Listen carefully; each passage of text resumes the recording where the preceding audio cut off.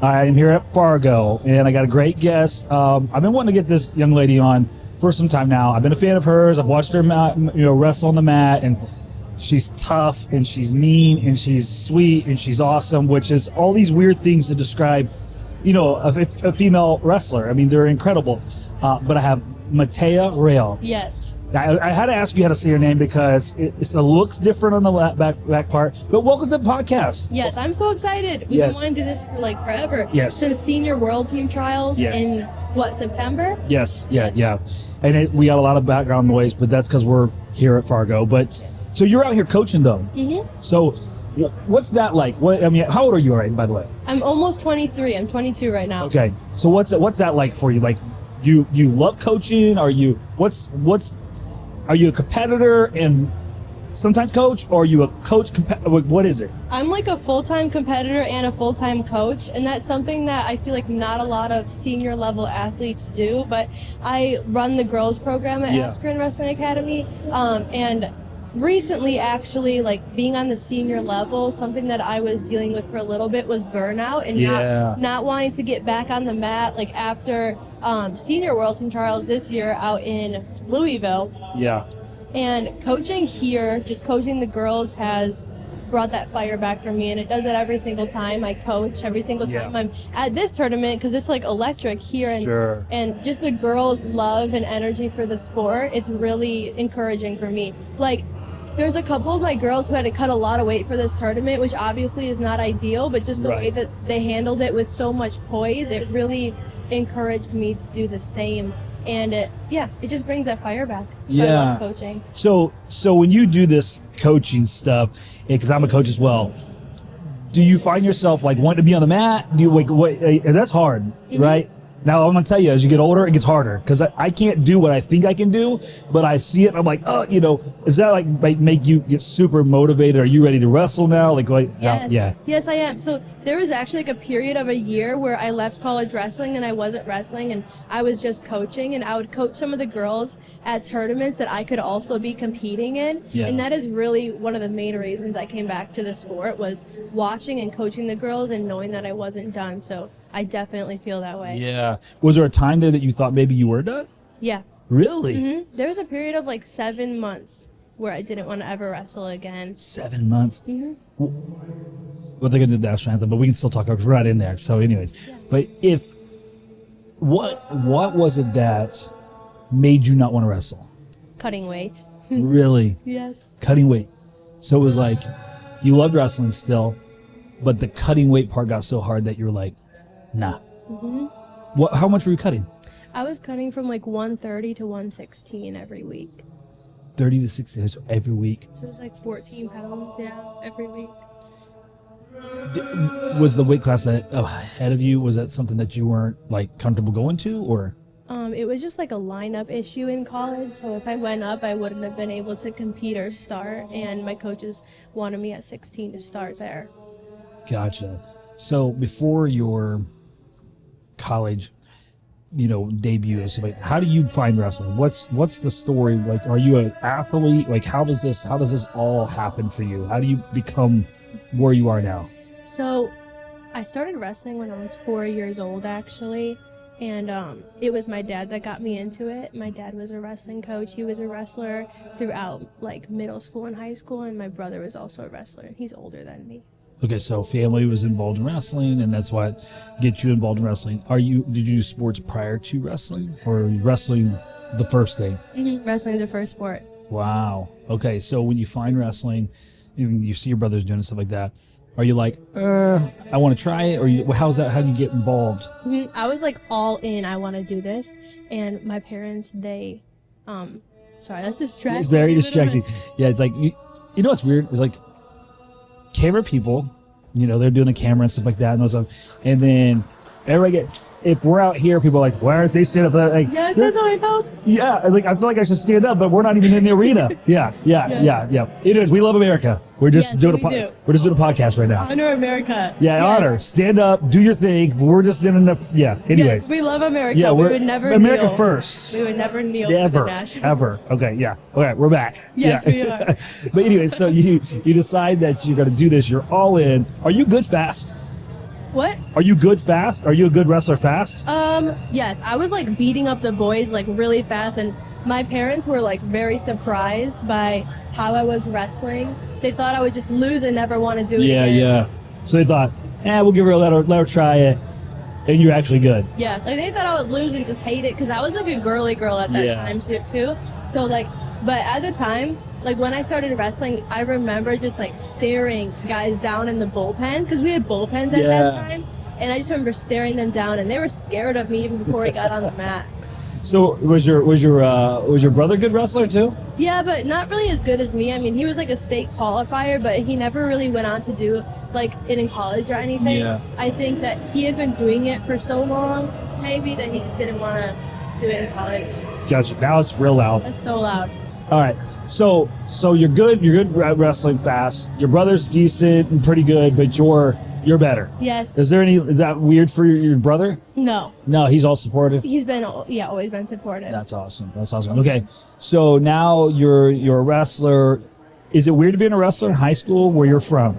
Yes. Well, like for females, yeah. I was the only girl on my team, and at the time, like when I was going to Askren Wrestling Academy, where I coach now, I was like really the only girl there too. So it was weird, but I think I was I was pretty good at that time that people just accepted it and they were okay with it. Because I went to a school where I had about 50 kids in my grade, so everyone really knew each other. So you're small school. Yeah. Yeah. Okay. So you're in Wisconsin. What's the girls wrestling like out there? You guys have a pretty good tournament, like.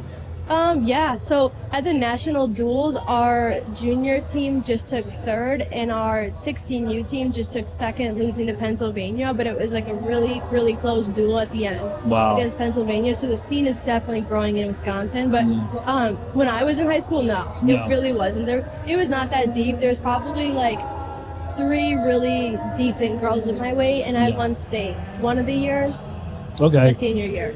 And where did you end up going to college at again? North Central. Yes. What was that like for you? I liked it, yeah. It was like the first time I was in a really big team of girls. We had like 40 girls, and I really loved the structure that they had there.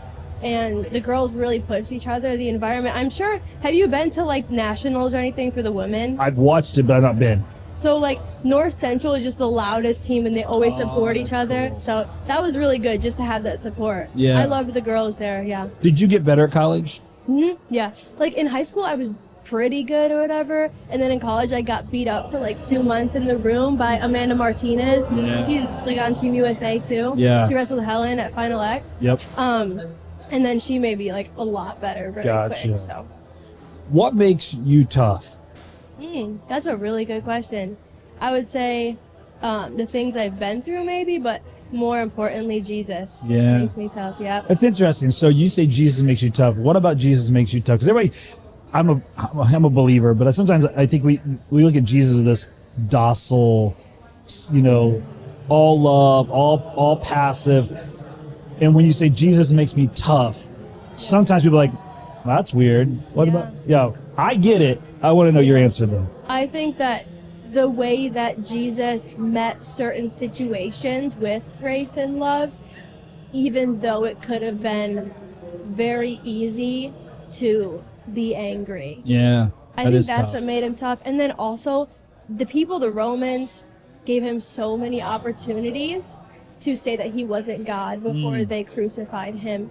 And he stuck with that and said, no, I am God and I am the King of the Jews. And he said that. And being able to stand up for what you know is true and what you believe in. Yeah. I think that's what makes me tough, because I see that Jesus did that. So I want to do the same. And obviously I fall short in that every day because I'm human. But yeah.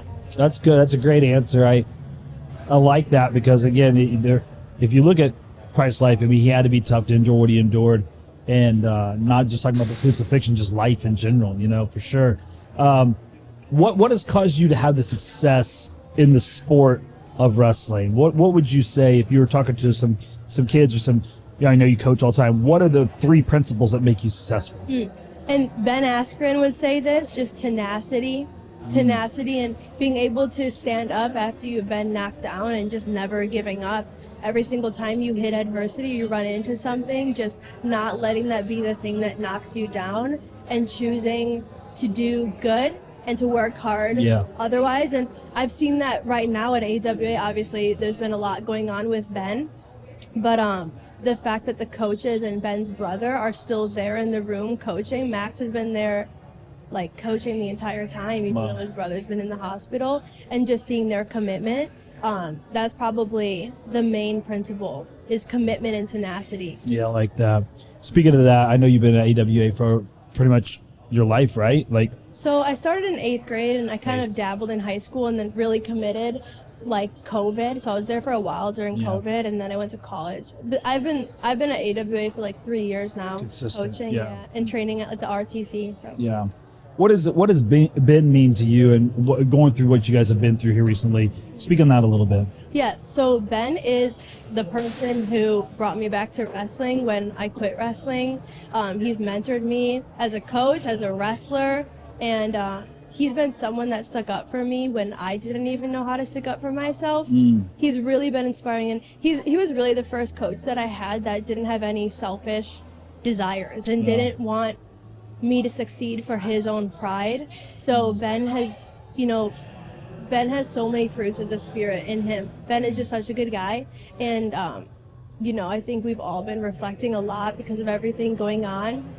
I love him so much, and it's been really cool to see how he has healed and how his heart has changed in this process. And I know you guys probably saw the video that he posted about how he's not going to let this define him, or he's not going to give up, and he's not going to throw a pity party. And that kind of goes into what I was saying about the tenacity part of it too.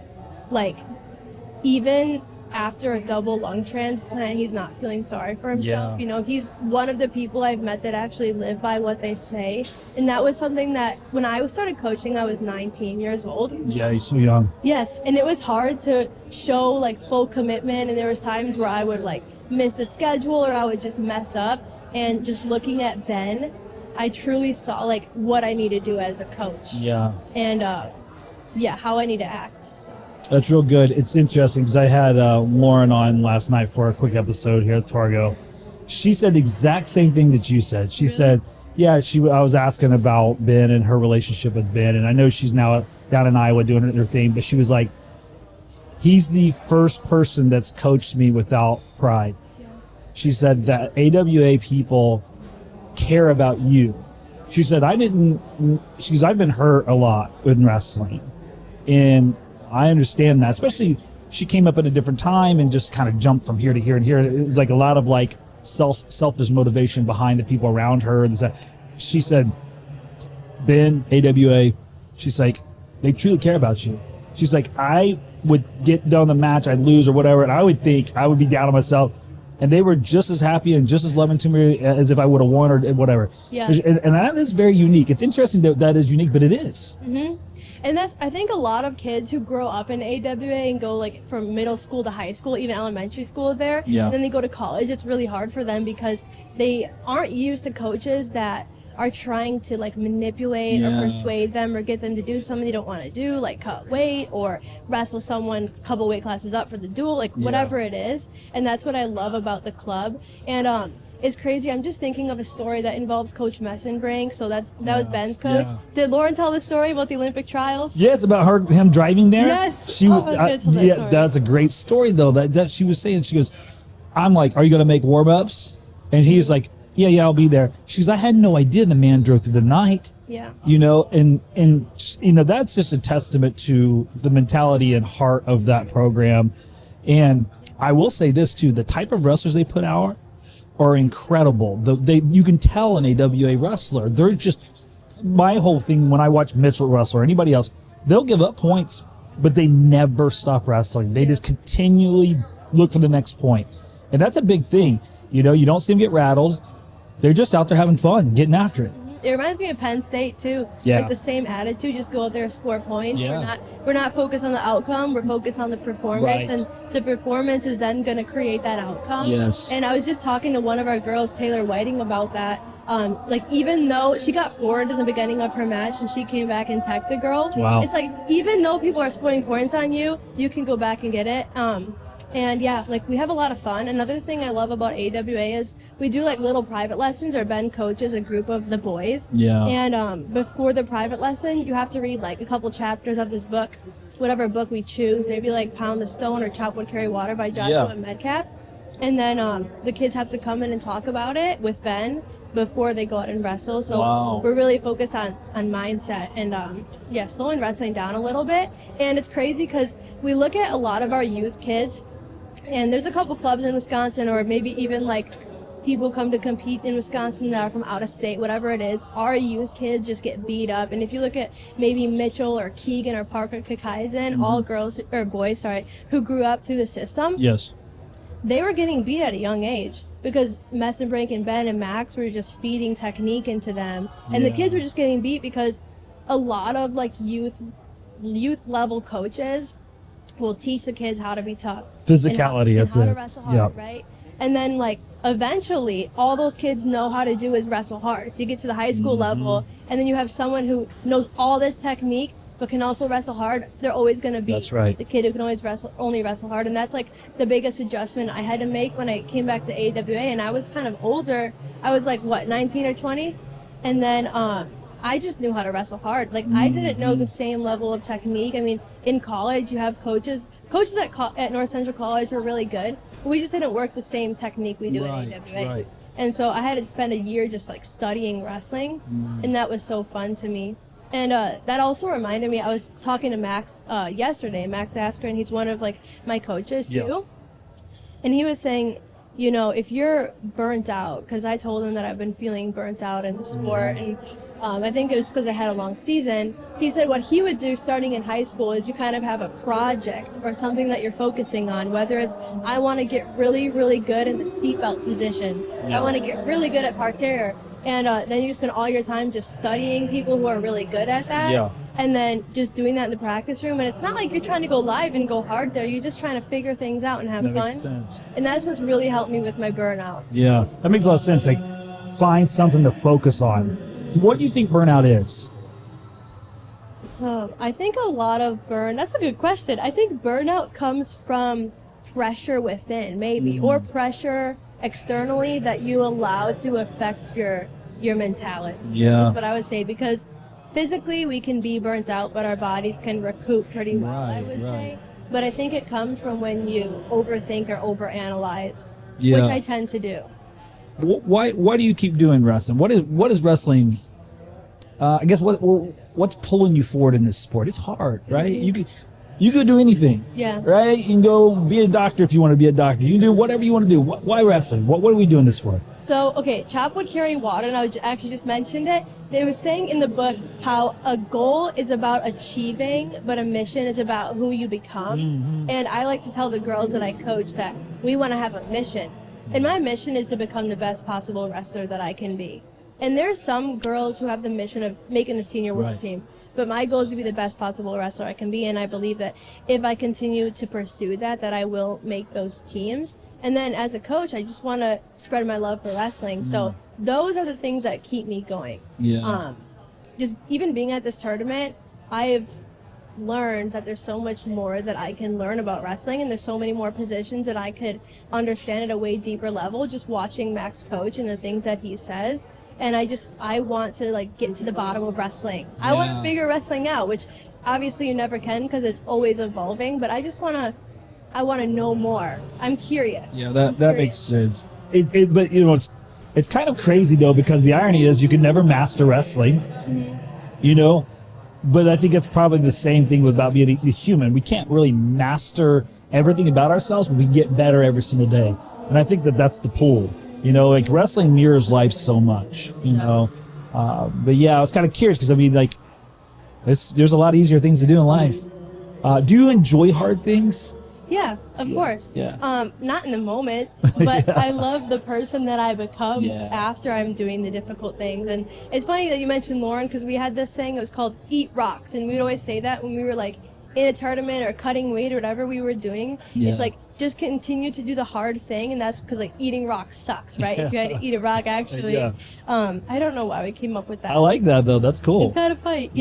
But I always love the feeling after I do a really difficult thing, because I feel like I unlock a new part of my personality. I always say that you have to go into the woods to find the gems. Like, you have to go and do the hard things to find the gems of who you are, because if you're just working surface level, not really doing much, not really doing anything hard, you're never really going to find who you are within. And good. Also, I have another thing off of that. It's like, people who have easy lives, why do you need Christ? Sure. Why? Yeah. Like, people, I think through the challenges, we learn more about God's character. Yeah. Like, in the Bible, it says God sits as a purifier of gold and silver. And I was just telling one of the girls this. It's like, we have to go through the fire, like Shadrach, Meshach, and Abednego, in the Bible. Like, we have to go through the fire to be purified and made a better version of us, and our hearts to be made pure. Yeah. And I love that. Yeah, that's so good. Yeah, and this sport definitely puts you through it. Yeah. Are you angry? Me? Yeah. No. No, so you don't wrestle angry? No, I wrestle, like, joyful and free and happy. The reason why I ask that is because a lot of people look at, combat athletes like, oh, they must be angry. Especially women, they're like, oh, she must have an attitude. Like, you seem very sweet. You seem very nice, Yes. And so that's how you wrestle as well then, huh? Just real free. Yeah, like, so my freshman year, actually at Fargo, I had people telling me, go out there and wrestle super mad and angry. And I went out and I went 0-2 because all I was angry, and I couldn't really focus on my technique. And so I found that when I can dig into the mindset of joy and, like, goofing around and laughing before I wrestle, that's when I do really good. That's good. It's like an art to me. Yeah. No, I agree. I've said that wrestling's a lot like meditation. You can only be singularly focused on that thing. I can be having the worst day or going through whatever. When I get on the wrestling mat, it's almost like that's all you can think about is that suffer, that grind, and you can really, really hone into your body in that moment. Unlike a lot of other things, your mind can be 1,000 different places. In wrestling, if your mind's somewhere else, you're in trouble. Yes. Yeah, for sure. For sure. So you mentioned just earlier that you went through some adversity. Anything in particular that you went through that you could think of that you could maybe talk about and help others get through those type of things? You said something about kind of struggling at one point in your life. Yeah, I mean, there was a lot of things that I struggled with, but I would say the main thing, and we talked about this, is just the burnout and the cutting weight. But I think it came down to fear of disappointing others is what I would say. Like, if you really dig down, because why was I cutting weight? I didn't have to, but I was so afraid of letting people down that I would put myself through physical pain. And that's something that I realized, and I think a lot of times as females, we feel like we don't want to let people down, and we have to, like, mold to how people want us to be or whatever society says you need to be. And so I've learned throughout the years, and this is like a recent development, that it's okay to disappoint people as long as you know what's within you. And my grandma would always tell me, like, always be true to what's in you. Like, always be true to yourself, and whatever anyone wants you to do, like, you don't have to do it. You don't have to listen to other people's suggestions unless you know that it's truly coming from a place of love and they actually care about you. And that's how I feel about my coaches now. Like, if they give me a suggestion, I would be willing to listen to it because I know they care about me, and that's their only objective, That's such a good thing too, and to have that safe space with those people. That's what community really is, right? You can have 1 million people around you and not feel close to them. But when you have the right people around you, you feel like you have a tribe, a community. That's huge. I know you got to get back in there and you got to do this thing. And this is just an abbreviated version of what I want to do, because you and I could probably talk for 5 hours about this stuff, and I want to at some point. Yes. But just before you go, I just want to encourage you and tell you that, as you're sitting here, I just pray and think about, God, who is this person, the character of the Bible and stuff like that. And the highlighted character that God gave me was Peter. And the reality of what he was saying about that, I was like, in what way? In what way? It says, and you kind of hit on it just a minute ago, the self-doubt that you've had is what's caused you to sink. But that God is, and at the end of it all, he established the foundation of the church upon that person, right? And that God wants to do something so big in you, but you have to think past what you believe you can do. You got to keep your eyes on him, your focus on him, and continue to walk when you think I'm sinking, right? It was only when Peter took his eyes off the Lord that he began to sink, That's right? Good. And so just be encouraged. You're the rock God says I'm building this upon, right? And so he just wants you to keep you focused on that. And I'm here for it. I think you're growing a group of young women and men for the next generation of leaders. You're building the church, and that's a beautiful thing. So it's like you knew I needed to hear that. And one more thing that kind of reminded me of when God calls Moses to lead the Israelites out of Egypt, and what Moses says is, Lord, I've never been eloquent with my speech. Why are you choosing me? Send somebody else. I had a stutter. Send somebody else. I don't want to do this. Yeah. And it's like, I think when we are doing what God equips us to do, that it's going to feel like we aren't equipped to do it. That's like why we need to rely on the Lord. And even like we do the prayer call for Ben, and Peter De La Rosa, he's from the FCA. He like brought the idea to me, and we kind of do it together. He's like the moderator, and I like open up in prayer and everything. And the first week of doing it, I was just so nervous, and I felt like imposter syndrome, that I shouldn't be the one doing this. Like, I'm not equipped to do this. I'm too young for this, or whatever it was. And I realized that, like, that's how I know that I'm doing what God sent me to do, because there is going to be that resistance, and that's not from God, but that's like, we live in a fallen world. That's right. And you're going to feel a resistance when the Lord calls you to do something. Absolutely. And I think that's what makes a champion, is when you keep pushing through that. Amen. Yes. No, that's perfectly said. Thank you so much for taking the time to do this. Like I said, I know you got to get back in there and do your thing, but we got to do this again. There's so much more I want to talk to you about. But keep doing what you're doing. The Lord is just loving it, and we're loving it, and we're blessed to have you, for sure. Thank you. I love what you guys are doing also. It's awesome. Thank you so much. You're awesome. You rock. You. Good job.